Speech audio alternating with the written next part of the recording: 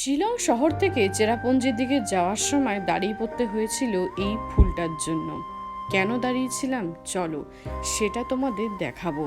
আশা করি তোমরা বুঝতে পারছো। গাছের রং কিন্তু আলাদা, কিছু গাছের রং গোলাপি, কিছু গাছের রং সবুজ। জায়গাটা এত সুন্দর, মাঝ রাস্তায় দাঁড়াতে বাধ্য হলাম কারণ এই দেখো চেরি ব্লসম, জাস্ট দেখো মানে ভরে ভরে হয়েছে। আমার মাথার উপর তোমরা দেখতে পাচ্ছ, মানে এত ফুল এত ফুল এত ফুল, মানে রাস্তার উপর কিন্তু মানে অসাধারণ, পুরো লাইন জুড়ে হয়েছে। এই দেখো দেখতে পাচ্ছ, লাইন জুড়ে হয়েছে, এতটাই সুন্দর বাধ্য হয়ে দাঁড়াতে হলো, মানে এতটাই সুন্দর, পুরো পিঙ্ক হয়ে আছে, মানে অসাধারণ সুন্দর, দুর্দান্ত লাগছে। কিছু কিছু প্রকৃতির দৃশ্য এমনই হয় যেগুলো ভাষায় প্রকাশ করা মানুষের পক্ষে অসম্ভব হয়ে পড়ে।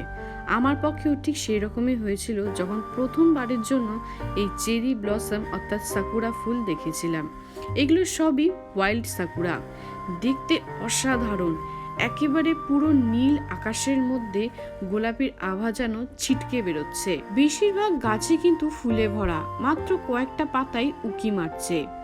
বছরে মাত্র 20 থেকে 22টা দিনে কিন্তু এই ফুলের আগমন হয়। সারা বছর অপেক্ষার পর যখন এই ফুল ফোটে দেখতে অসাধারণ লাগে। হাজার হাজার টুরিস্ট কিন্তু ছুটে আসে এই ফুল দেখার জন্য। আমিও কিন্তু তার ব্যতিক্রম নই। এই অসাধারণ ফুলটা দেখার জন্য কিন্তু চলে গিয়েছিলাম নভেম্বর মাসে। এত সুন্দর রাস্তার ধারে ফুটে রয়েছে এই গাছগুলো, ফুলগুলো, যেখানে নেমে তোমার মনে হবে যে দুদণ্ড বসি এবং এই প্রকৃতির দৃশ্যটা উপভোগ করি। সত্যি সেই জিনিসটা কিন্তু আমিও করেছিলাম।